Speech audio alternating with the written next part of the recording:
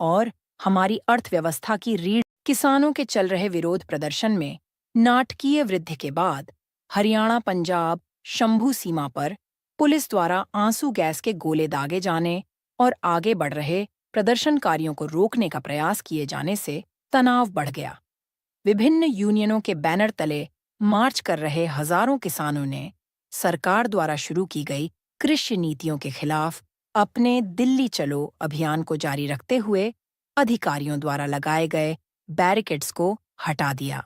पंजाब, हरियाणा और अन्य राज्यों के किसानों से भारी समर्थन प्राप्त करने वाले इस विरोध प्रदर्शन का उद्देश्य केंद्र सरकार द्वारा लागू किए गए 3 विवादास्पद कृषि कानूनों पर असंतोष को उजागर करना है।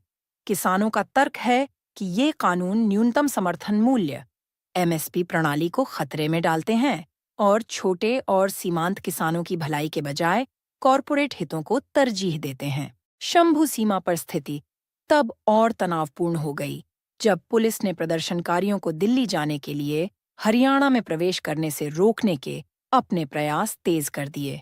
सुरक्षाकर्मियों ने बढ़ती भीड़ को नियंत्रित करने के लिए आंसू गैस के गोले दागे और कई स्तरों पर बैरिकेड्स लगाए।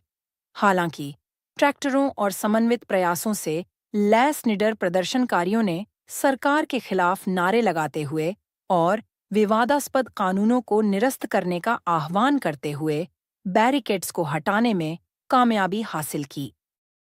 महिलाओं, युवाओं और बुजुर्ग किसानों ने लामबंदी का एक महत्वपूर्ण हिस्सा बनाया, जिसने कृषि समुदाय के भीतर व्यापक पीड़ा को प्रदर्शित किया। किसान यूनियनों के नेताओं ने पुलिस की कठोर रणनीति की आलोचना की और शांतिपूर्ण तरीके से मार्च जारी रखने का अपना संकल्प दोहराया। लुधियाना के एक प्रदर्शनकारी ने आंदोलन की जमीनी प्रकृति पर जोर देते हुए कहा, सरकार को किसानों की आवाज सुननी चाहिए। ये कानून किसान विरोधी हैं और हमारी अर्थव्यवस्था की रीढ़ को नष्ट कर देंगे। हरियाणा में अधिकारियों ने पहले मार्च की प्रत्याशा में सभाओं पर प्रतिबंध सहित प्रतिबंध लगाए थे। प्रमुख सीमा बिंदुओं पर चेक पॉइंट और बैरिकेड्स लगाए गए थे और पुलिस और अर्धसैनिक बलों की भारी तैनाती देखी गई थी। इन उपायों के बावजूद विरोध के विशाल पैमाने ने अधिकारियों के लिए इसे नियंत्रित करना चुनौतीपूर्ण बना दिया है। किसानों का लक्ष्य दिल्ली पहुंचना और देश के केंद्र में बड़े पैमाने पर प्रदर्शन करना है, जिसमें सरकार से तत्काल हस्तक्षेप की मांग की गई है। स्थिति तेजी से बदल रही है, इसलिए प्रदर्शनकारी और अधिकारी दोनों ही लंबे समय तक गतिरोध के लिए तैयार हैं।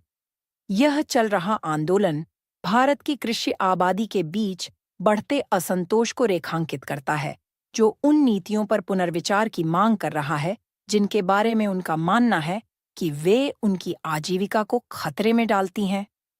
अब सभी की निगाहें राष्ट्रीय राजधानी पर हैं, क्योंकि किसान अपनी आवाज बुलंद करने के करीब पहुंच रहे हैं। था वापस लिया, कुछ वापस नहीं लिया। कितने लोग अभी तक घायल हुए हैं? छह जनों की खबर है। पुलिस जो है वो बात जरूरी हो जाता है कि आखिर आगे भी देखिए पुलिस की कार्रवाई को कैसे देख रहे हैं? ये निहत्थे लोगों का देश के अन्नदाता के ऊपर भारत के सरकार का सबसे बड़ा जुल्म है। आगे क्या स्ट्रेटजी होगी आपकी? आगे हम लोग मीटिंग करने के बाद पीसी करेंगे। मेरा अनुरोध है कृपया। किसानों के चल रहे विरोध प्रदर्शन में नाटकीय वृद्धि के बाद हरियाणा पंजाब शंभू सीमा पर पुलिस द्वारा आंसू गैस के गोले दागे जाने और आगे बढ़ रहे प्रदर्शनकारियों को रोकने का प्रयास किए जाने से तनाव बढ़ गया। विभिन्न यूनियनों के बैनर तले मार्च कर रहे हजारों किसानों ने सरकार द्वारा शुरू की गई कृषि नीतियों के खिलाफ अपने दिल्ली चलो अभियान को जारी रखते हुए अधिकारियों द्वारा लगाए गए बैरिकेड्स को हटा दिया। पंजाब, हरियाणा और अन्य राज्यों के किसानों से भारी समर्थन प्राप्त करने वाले इस विरोध प्रदर्शन का उद्देश्य केंद्र सरकार द्वारा लागू किए गए 3 विवादास्पद कृषि कानूनों पर असंतोष को उजागर करना है। किसानों का तर्क है कि ये कानून न्यूनतम समर्थन मूल्य एमएसपी प्रणाली को खतरे में डालते हैं और छोटे और सीमांत किसानों की भलाई के बजाय कॉरपोरेट हितों को तरजीह देते हैं। शंभू सीमा पर स्थिति तब और तनावपूर्ण हो गई जब पुलिस ने प्रदर्शनकारियों को दिल्ली जाने के लिए हरियाणा में प्रवेश करने से रोकने के अपने प्रयास तेज कर दिए। सुरक्षा कर्मियों ने बढ़ती भीड़ को नियंत्रित करने के लिए आंसू गैस के गोले दागे और कई स्तरों पर बैरिकेड्स लगाए। हालांकि ट्रैक्टरों और समन्वित प्रयासों से लैस निडर प्रदर्शनकारियों ने सरकार के खिलाफ नारे लगाते हुए और विवादास्पद कानूनों को निरस्त करने का आह्वान करते हुए बैरिकेड्स को हटाने में कामयाबी हासिल की। महिलाओं, युवाओं और बुजुर्ग किसानों ने लामबंदी का एक महत्वपूर्ण हिस्सा बनाया, जिसने कृषि समुदाय के भीतर व्यापक पीड़ा को प्रदर्शित किया। किसान यूनियनों के नेताओं ने पुलिस की कठोर रणनीति की आलोचना की और शांतिपूर्ण तरीके से मार्च जारी रखने का अपना संकल्प दोहराया। लुधियाना के एक प्रदर्शनकारी ने आंदोलन की जमीनी प्रकृति पर जोर देते हुए कहा, सरकार को किसानों की आवाज सुननी चाहिए। ये कानून किसान विरोधी हैं और हमारी अर्थव्यवस्था की रीढ़ को नष्ट कर देंगे। हरियाणा में अधिकारियों ने पहले मार्च की प्रत्याशा में सभाओं पर प्रतिबंध सहित प्रतिबंध लगाए थे। प्रमुख सीमा बिंदुओं पर चेक पॉइंट और बैरिकेड्स लगाए गए थे और पुलिस और अर्धसैनिक बलों की भारी तैनाती देखी गई थी। इन उपायों के बावजूद विरोध के विशाल पैमाने ने अधिकारियों के लिए इसे नियंत्रित करना चुनौतीपूर्ण बना दिया है। किसानों का लक्ष्य दिल्ली पहुंचना और देश के केंद्र में बड़े पैमाने पर प्रदर्शन करना है, जिसमें सरकार से तत्काल हस्तक्षेप की मांग की गई है।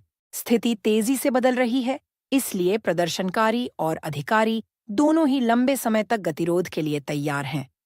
यह चल रहा आंदोलन भारत की कृषि आबादी के बीच बढ़ते असंतोष को रेखांकित करता है, जो उन नीतियों पर पुनर्विचार की मांग कर रहा है जिनके बारे में उनका मानना है कि वे उनकी आजीविका को खतरे में डालती हैं। अब सभी की निगाहें राष्ट्रीय राजधानी पर हैं, क्योंकि किसान अपनी आवाज बुलंद करने के करीब पहुंच रहे हैं। हाँ देखिए, हाँ घायल हुए हैं लीडर सारे।